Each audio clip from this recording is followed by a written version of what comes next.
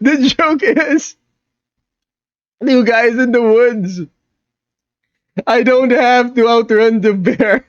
I just have to outrun you.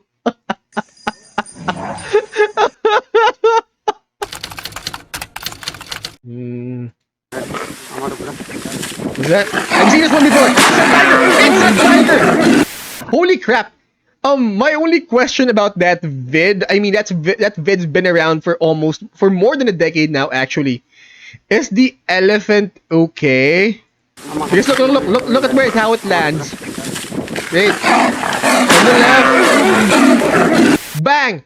I'm pretty sure that guy that's, that took a stick to a tiger was injured. He had a large gash in his arm, but is the elephant okay? We know the guy's alive, but how's the elephant? It's like a backyard bully brawl. Bye. Crash out. Here's the definition, and here's the definition, but in picture. And if it's not clear now, it will be by the end of this video. Crash outs exist in the definition. Wait. Again, please. Brawl. Crash out. Here's the definition. Someone who's constantly on the verge of losing their $sign is ready to throw everything away at the moment's notice. Did you hear Tom crash to some dude who cut him off on the highway? Yeah, he's a Division 1 crash out.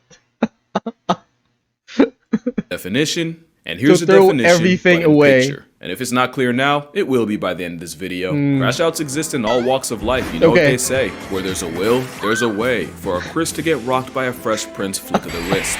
But today, we're going to talk about the biggest crash outs in nature. And there's a lot to choose from, so some had to get left off. I won't be talking about hippos, honey badgers, or Cape buffalo. I've said my piece on this roid-raging homicidal hydro horse on because steroids. honey badgers We don't already give a know fuck. Africa's black death is a hunter's nightmare for humans and lions alike. And I have an entire video on this biracial black Air Force hate-mongering Hufflepuff. Okay, crap.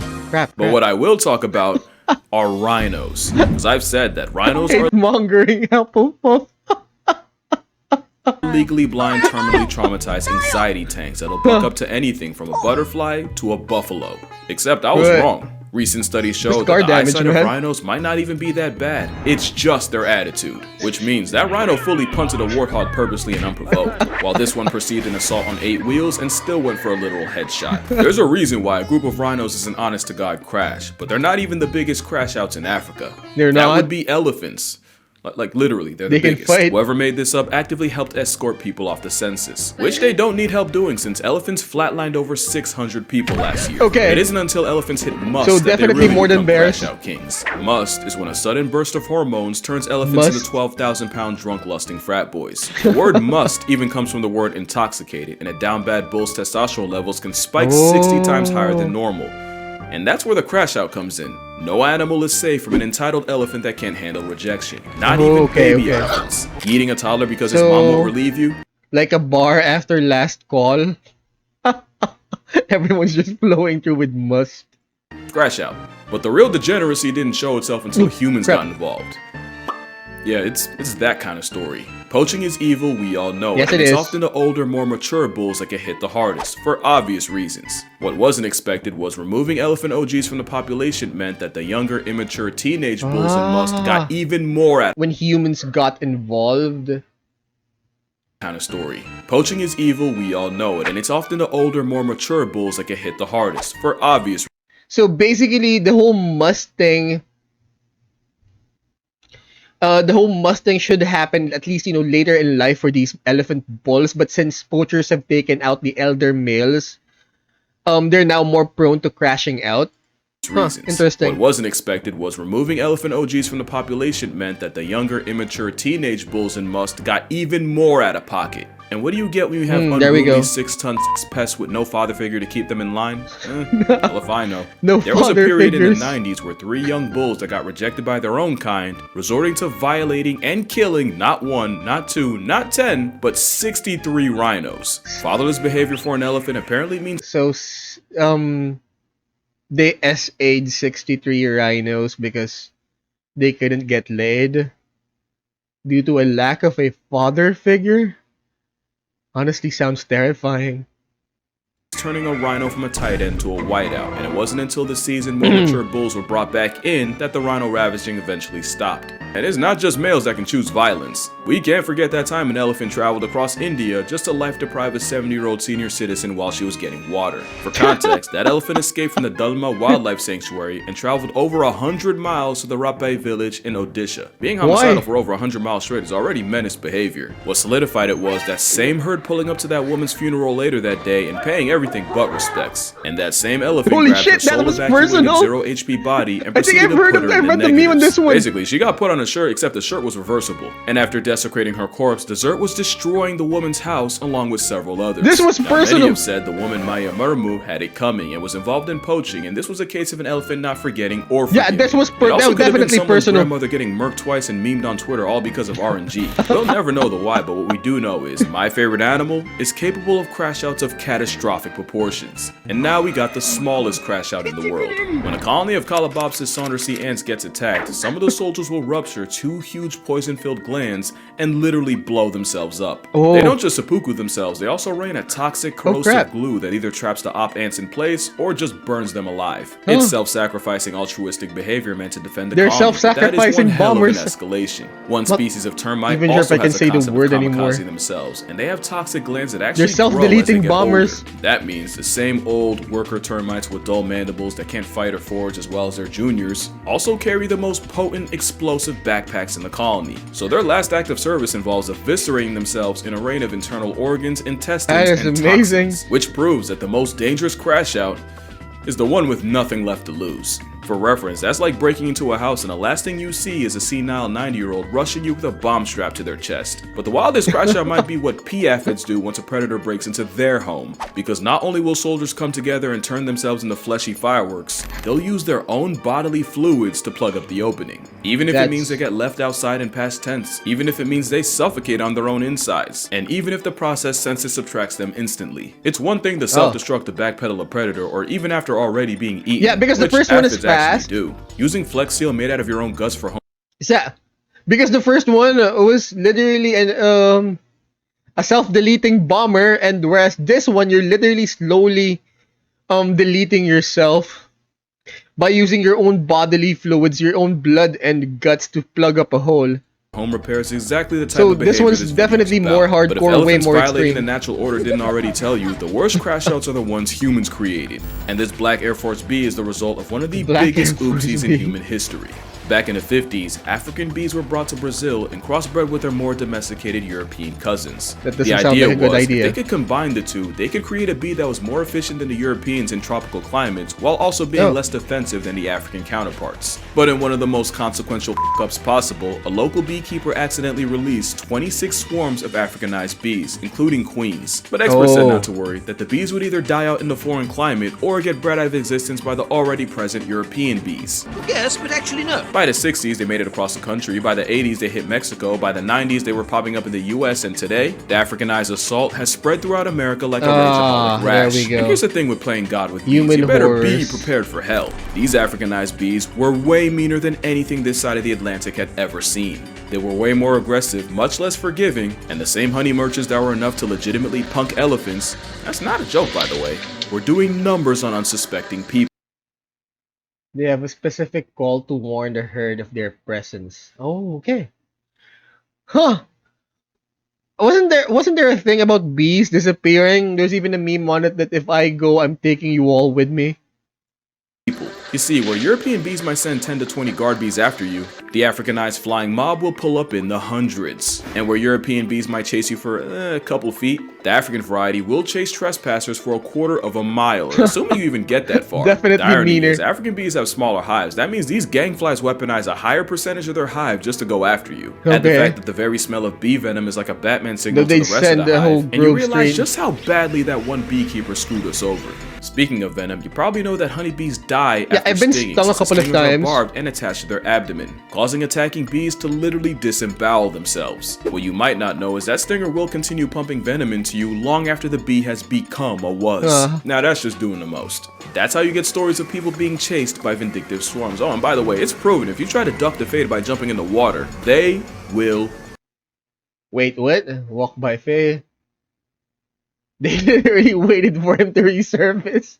Wait, sometimes with fatal consequences. In 2013, a Texas Okay, that's man bad, died that's after bad. being stung over Alright. 1,000 times. Okay, And the beast still had 1,000 enough malice times? left over to leave his wife and daughter with 100 I got, like, apiece. stung It twice says a lot before. that the dietary habits of the Crash Out mascot might have helped create one of the most infamous crash crowds in the air. But not all crash outs are fueled by hate. Some are powered by love. Courting bald eagles will interlock talons and plummet down towards the earth, only to separate at the last possible second. Because apparently feathery foreplay means death spiraling in a questionable game of chicken. Apparently, it's to test each other's fitness as a possible partner, you know, separate the strong from the strongest. Except it does the opposite when the entangled avians crash land into trees, water, or sometimes straight pavement and take each other out the dating pool. And bald eagles mate for life, so where do you even go after your vow renewal turns into a wake that only one of you is conscious for? A study showed that eagles will also death spiral with rivals, so it's really a case of either f me or fight me or just don't waste my time. But that makes even less sense, because at least with a mate, the logic is you're trying to find the strongest, most eligible single to spend the rest of your life with. Handing death a 2-for-1 BOGO deal because you had beef and literally couldn't let it go is the definition of crashing out. At least when it happens with deer like moose, you know it's really bad luck. But voluntarily interlocking toes just to die with someone you claim to hate, like what's really going on here? That relationship's nowhere near as toxic as the house sparrows. It's like Tweety listening to NBA Youngboy. It's a honey badger with wings and an op to every other bird, but especially their own kind. Okay, so the crashing out is caused by the fact that house sparrows are monogamous and mate for life. They're also serial cheating air strumpets, and 50% of sparrow children born aren't even related. I'm so sorry. I'm still laughing at the bald eagle deathlock thing. What was the point? So stupid. I don't even know what's going on with these sparrows. To the male raising them. Cheating isn't a foreign concept to birds. Thoughts and prayers out to the penguin that got dogged out, got his cloaca kicked by his wife's boyfriend, begged for her back, got beat again, only to get rejected and busted for the third time. Yet no way he goes out that sad. Male sparrows that suspect their partner of cheating get their revenge by purposely feeding their children less, bordering on starvation. The thing is, he has no way of knowing which chick's actually his. He only goes by how much time the mother spends away from the nest. Basically, imagine your dad starves you within an inch of your life, all because your mom spent the equivalent of 10 extra minutes at the grocery store. But female sparrows ain't sweet either. The difference is she cheats with better genetic quality, or you could say high value males, while the male cheats to spread his seed as far as physically possible. Except that the female catches on to the cheating, she responds by slaughtering his entire family, children and all. And it's scientifically proven that butchering the babies offers no advantage to the offending female. It's just pure love of the game. Cheating's never right, but when your get back gets children, she's doing so. If she cashes her husband, it's all out of spite or the love of the game. I love this guy. Buried, you have lost the plot, especially since the females most likely to commit baby cancellation are second wives, as in they got with a cheater, got with him due to cheating, only to wipe out the entire first family. Also, I just thought about it. She also has no way of knowing which chicks are his. That means she really just life retires any baby sparrows she comes across. Yeah, that's a crash out of the highest order. And right up there with them has to be this frog. It's a culinary crash dummy off the fact that the Argentine horned frog would rather choke to death trying to swallow something physically bigger than they are than just give it up. Scientists have found expired frogs with their stomachs torn open out of pure stubbornness. It's a gluttonous breathing pot of greed card come to life. Not only that, they're terrible swimmers, embarrassingly bad jumpers, and yo, they don't even rib it. Okay. Sounds like a cat. Fool done sold every aspect of being a frog just to moonlight as Jabba the Gut. They can even develop amphibian corneal lipidosis, where they hold on to so much fat they literally accumulate fat deposits on their eyes that blind them. So to be fair, it's usually from overfeeding in captivity, but my brother in Christ, even Nakado Avocado put the fork down at some point. Especially since frogs can't vomit, the best this kitchen crash out can do is fully eject their stomachs. But luckily they're not a threat to you. Next is a crash out that the majority of the American audience has to sidestep on a daily basis. Which is funny, because the Canada goose nearly got caught in an eternal milk carton due to overhunting and habitat loss. In fact, we fully thought they were out of stock in the 50s, until a small flock was found in Rochester, Minnesota.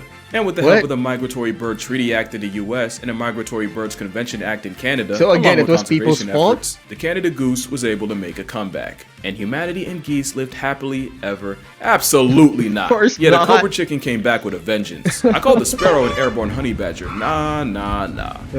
It's just barcoded assault with wings. Easily the most undeserved arrogance I've ever seen on an animal. And that's really what it is. This damn velociraptor has some wildly irrational confidence. They're like Family Guy. They nearly got canceled, came back, and by God do they not miss a chance to punish us for it. Even Sully's heroic landing in the Hudson wouldn't have even been needed if a goose didn't try to run a fade with a plane. Just proof that you can get a lot of mileage at a false unearned valor. Cause it's a bluff. Geese nest on the ground, so they only really can respond to a threat to minor safety by implementing the honey badger method, by raising hell until you meet someone that takes you there. Add the fact that they've managed to lose their fear of humans, and you have a honk-happy threat to national security. I've even read reports of them apparently luring chasing dogs into deep water just to attack and harass them until they eventually drown in exhaustion. To be fair, you could just leash your dog. Oh, also, goose. No. But yeah, that attitude's a bluff, and they read body language, so act like you've been around a goose before and you'll probably be fine. So why are geese so mean? They'd probably be dead if they weren't, but at least they're not capable of really damaging anything. They're definitely mean out of experience. You know what? Do it to your enemies first before they can do it to you. Is that the philosophy? Anything but your pride. Complete opposite of chimpanzees, my word. Probably a top 3 crash out in nature, cause you really never know what could set this chainsaw with thumbs off. I think chimpanzees has a lot of histories maiming people, including children. The last Jordan Peele film involved a chimpanzee attack or something. Wait, what was the name of that film? No, it was after Get Out, the one that involves aliens. Change your hairstyle for the first time in 10 years? Yeah, you just lost your face privileges. Push one of your troop mates a little too far? Call it Kaizen the way you about to get jujutsu jumped. Do a fucking barrel roll? Absolutely not. Not in these parts. Chimps and really primates in general have a sense of fairness. Do something they view as unfair? Oh buddy, you finna find out why they're the prime ministers of unproportional reactions. This man decided to surprise his former pet chimp with a chocolate cake for his birthday. The real surprise was 2 male chimps getting out and mutilating the man for not serving them a slice first. I'm not gonna list the full extent of his injuries. I have a full video doing that. Just know the first 2 hospitals denied him entry because they literally thought he was a lost cause. Monkeys in captivity have also been known to mob a member of their own for receiving more food than the others. And when I was 8, a chimp temper tantrum nearly had me halfway to Helen Keller. Almost had me rocking the Nick Fury fit. And we cannot forget that time. Oh yeah, there's a war in India. There's a war between dogs and chimps. Monkeys in India went on a campaign of dropping dogs from roofs after one allegedly attacked a baby of their own. Yeah, primates are some Hall of Fame crash outs. I feel sorry for the dogs actually, because dogs don't know that they're at war. I mean, you can literally pick up a dog almost anywhere and just drop him. They wouldn't know. Poor dogs. Now, the question is, what could possibly be more destructive? Well, tigers are easily one of the most vengeful creatures alive, and the moment this striped population control wants you dead, you might as well lease a casket. There's plenty of stories of tigers going from 0 to 1,000. In 2007, 3 teenagers that may or may not have been under the influence taunted 243-pound Tatiana the tiger, reportedly even pelting her with pine cones from a slingshot. Tati cleared a 12-foot moat, severely mauled 2 of the teens, and killed the third. In 2016, a tiger ripped apart an infamous poacher named Baby only 4 days after his group reportedly shot his mate. In 97, a hunter named Vladimir Markov not only shot a tiger, but had the audacity to steal his kill. As a result, the Whisker John Wick stalked his cabin, tore anything that smelled like him to shreds, including his mattress and bedding, and apparently even demolished an outhouse Markov had used. As you can guess, the story ended around the same time Vladdy did, once the Siberian assassin was there to greet him at his house. And then there's this. The backstory is that a mother tiger and her cubs had ventured beyond the boundaries of a park and had injured cattle in the process, so rangers went out to capture and relocate the trio. They successfully tranked and removed the cubs, but the mother was nowhere to be found. That was until about right here.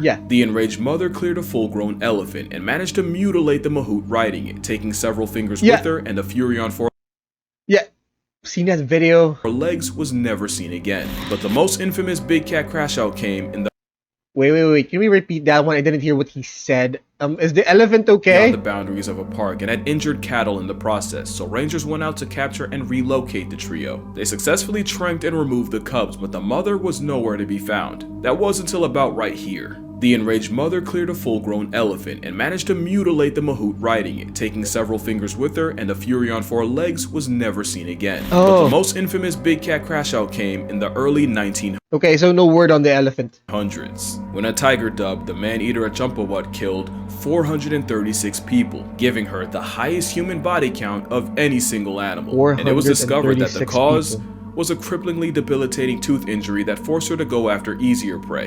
And that's the thing I do want to mention. I know I had fun with the crash out concept, but really all the tiger was ever guilty of doing was what came naturally. And that really goes for every animal on this list. Tatiana wouldn't have had to die and take someone's son with her if they hadn't gone and tested her killer. Travis was an overweight, socially stunted, Xanax-consuming time bomb that some woman decided to keep inside as a pet. Yeah. So, common factor is people?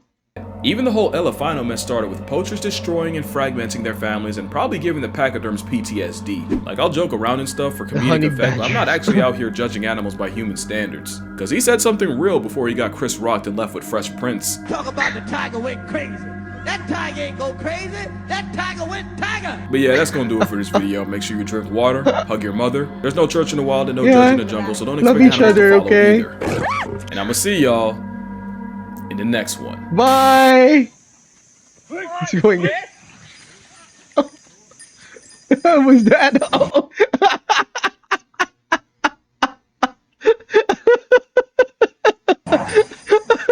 See, wait, look. Wait. That could sound right, you guys.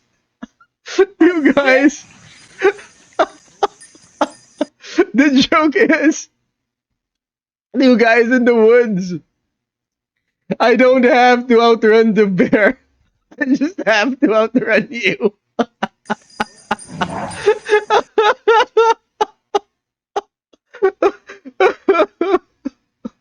Alright, hold on. Let me just recover until the next one. Oh, damn it.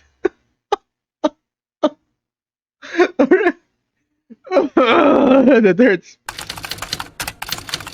Thank you for watching, guys. Now you all know the drill. Please like, share, subscribe, and do the whole notification button thing. It would really help me out with the algo. Now, if you want me to check out other stories, please let me know in the comments. We upload on YouTube every Monday, Wednesday, and Friday, 12 p.m. Eastern Standard, and we go live on Twitch every Friday and Saturday at 9 a.m. Eastern Standard. Links of the original videos are down in the description. Please check them out, and class dismissed.